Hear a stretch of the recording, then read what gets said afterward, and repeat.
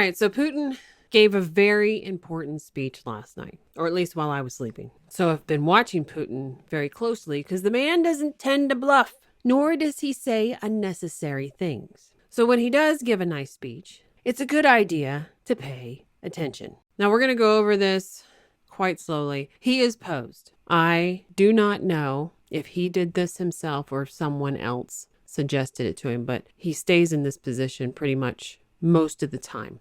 And if I were a betting woman, which I am not, I would assume that this came as a suggestion to be in this position to look urgent. And it seems that Russia, when they do their setups, that they like to look like they've got it all together. So you see, he's always got a desk and there's like multiple phones. It's not clean looking like you're used to seeing the West and their setup. Putin's got his phone set up. He's got a little video monitor set up. He's got the flags positioned in a way that for his people, this is strength and speaks to their culture and what they would find important, what a leader looks like. So keep that in mind. Putin does like to talk to the West, especially the people, to try and sit there and say, hey, your leaders are kind of pissing me off.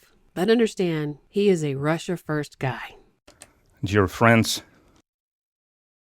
the subject matter of my address is the situation. So you see a little bit of the wiggle movement in him, and you see his shoulders and his hands want to move, but he's pressing them down, which then all you see is the wiggle in the body. Also note, for context reasons, this man has some kind of injury in the hip leg area. I don't know what it is. I see it when he walks and at times when he sits, which you'll see him flex a lot because there's an ongoing pain there and he's trying to stretch it out from that injury, which will mean that other muscles in his body are reacting to the pain and strain of this. So keep that in mind. In Donbass.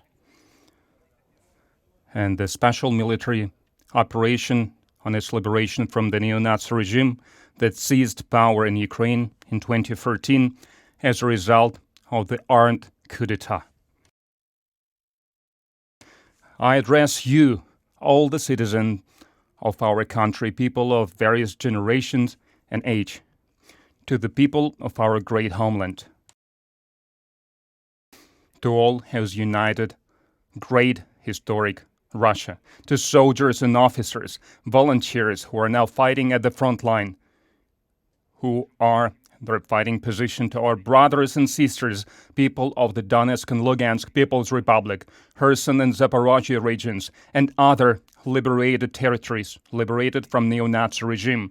I'm going to speak about the necessary emergency steps to defend the sovereignty, security, and territorial integrity of Russia.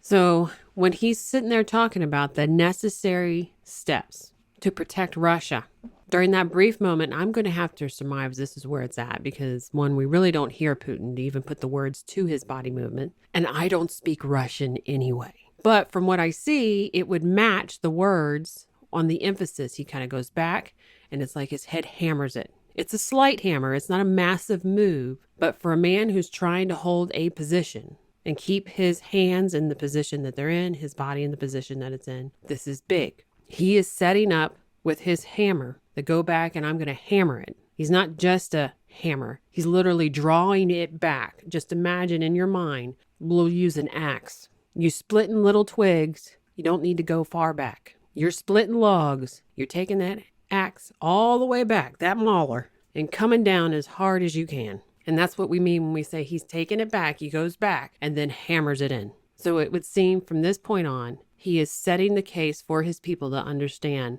the steps he is willing to take to protect their territory and sovereignty.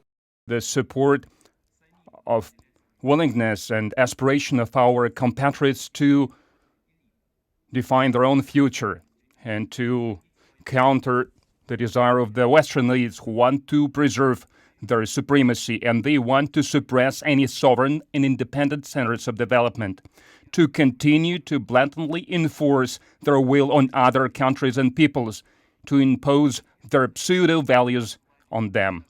The goal of the West to weaken and to eventually destroy our country.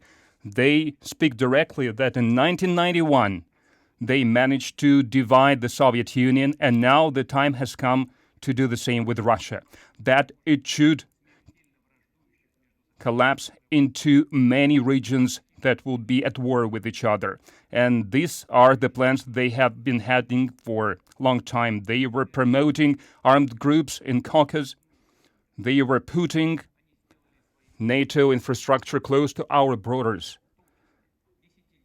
And for decades, they were cultivating hatred to Russia, first of all, and Ukraine, that they were turning into anti-Russia had breached, and they turned Ukrainian people into cannon fodder, and they pushed them to start the war against our country. They started this war back in 2014. They were using armed forces against civilians. They organized genocide and terror against the people who refused to recognize the power that came to power in Ukraine as a result of coup d'etat. And after today's Kiev regime basically publicly refused to resolve the issue in Donbass peacefully, and they started talking about their willingness to have nuclear weapons, it became absolutely clear that the large-scale assault in Donbass, like it happened 2 times before, is inevitable.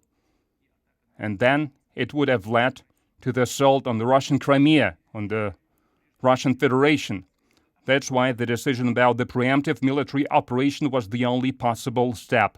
Its main goal is to liberate the entire territory of Donbass, have always been the main goal and top priority.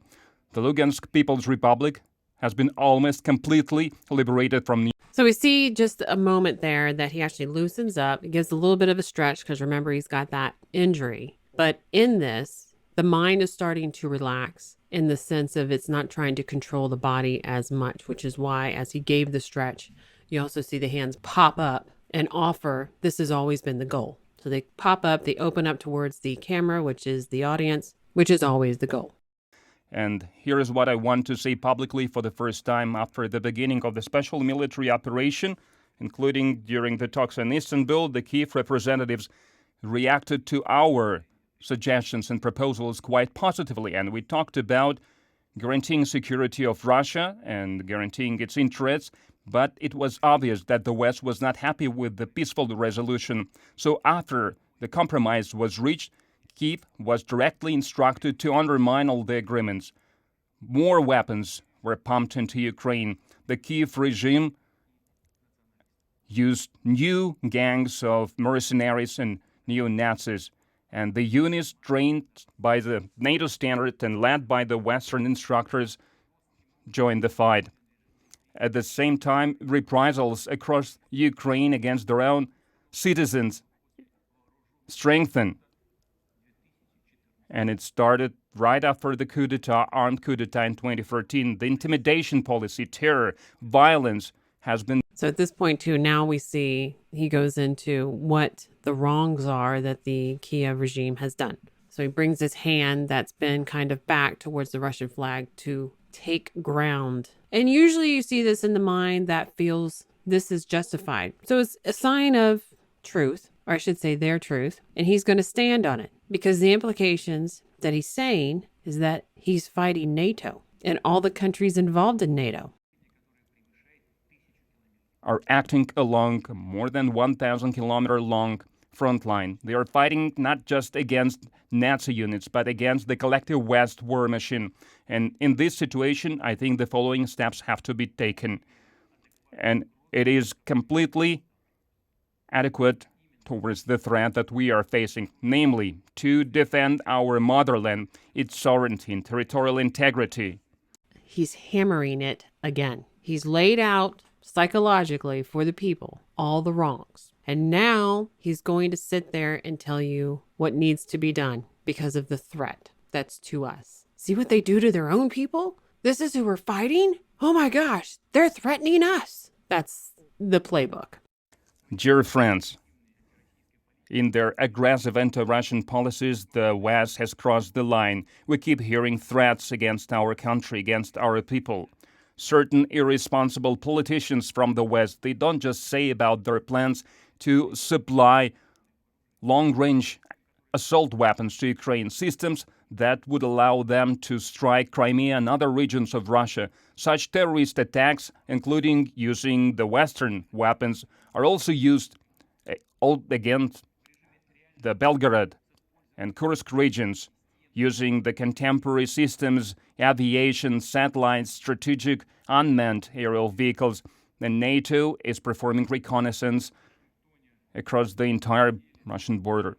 In Washington, London, Brussels, they push Kyiv to try to move the hostilities to our territories. They don't even hide it when they are saying that Russia should be destroyed at the field of battle. And they should deprive us of any kind of sovereignty. They should rob our country of everything. They have started nuclear blackmail. I'm not only talking about the attacks against Zaporozhye nuclear power station that is promoted by the Western curators, but I'm talking about the statements about high-level representatives of the NATO countries about the possibility of using weapons of mass destruction against Russia, nuclear weapons. And those who make such statements against Russia, I would like to remind them that our country also possesses various type of strike weapons. And in some components, we have more modern weapons than NATO countries. And if the territorial integrity of our country is threatened, to defend and protect our country and our people, we will use all the means. Sorry, I cut off the translator. He's a little behind. But during this part, they're going to use anything at their disposal. That includes nuclear weapons. And you see the lips come out. It's almost like a growl. The nose has been crinkled, the forehead, the frown, all of it is more like, and I don't mean to disrespect Putin in this way, but like a vicious, snarling dog speaking through teeth. That we have, and I'm not bluffing. And then you see the head movement and the negative, I'm not bluffing. So you get the snarling, vicious dog speaking through teeth, and then a swift, negative, I'm not bluffing in the head movement. Now, throughout this whole thing, he's laid the case down of why he's not bluffing. His body sings with him on that one. Every Western citizen should look at that, hear those words, and realize that if they thought high gas prices were bad, and energy bills, and food, I wonder how bad it would be if you had a full-scale Third World War. Our president, how the situation is in Ukraine, if you could give us some details about that. Actually, it's a hard work that is being done with honor by our soldiers, by our personnel, and now, if you can read the screen, it just says Russian Defense Minister. You see him going tight-lipped, so there is stress there. You also see the head kind of angled down. His eyes aren't lit up like some kind of light bulb. It's almost really just depressing, but he's very calm. Soldiers of the He's also filtering. Donetsk and Lugansk people's militias and volunteers also participate in this operation. You know that. He's filtering a lot. Again, context. He's a military guy. He knows military stuff. He knows what is going to happen because unlike the West, Russia actually believes in not telling anybody what their plans are. So you are going to see a lot of filtering. The Lugansk People's Republic has been liberated. We continue to make progress in the Donetsk People's Republic. Parts of the Kherson and Zaporozhye regions are also controlled.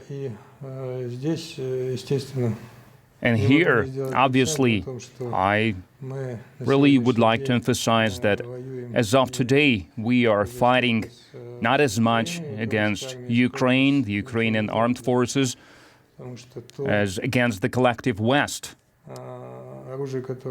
Because the weapons that Ukraine used to have.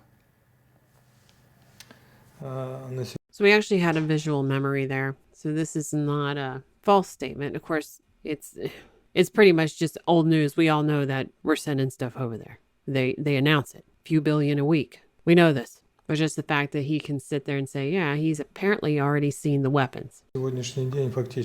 Today, basically, they've run out of it, of the old Soviet weapons. And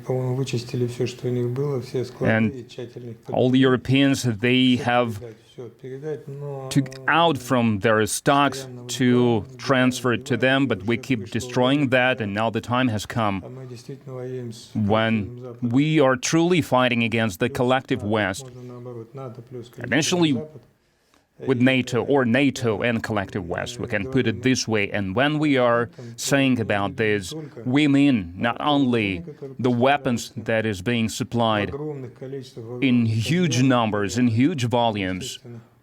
Of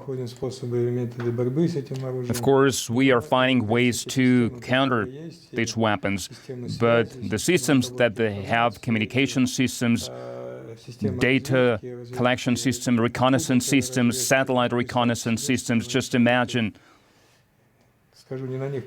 So, not for them, but against us, the entire NATO satellite grouping is working. But he keeps looking up on that too, as if he feels like he's being watched right now. The satellites, the information, he's like looking up at the sky like they're watching us right now. If you like it, please share and subscribe. Thanks for watching.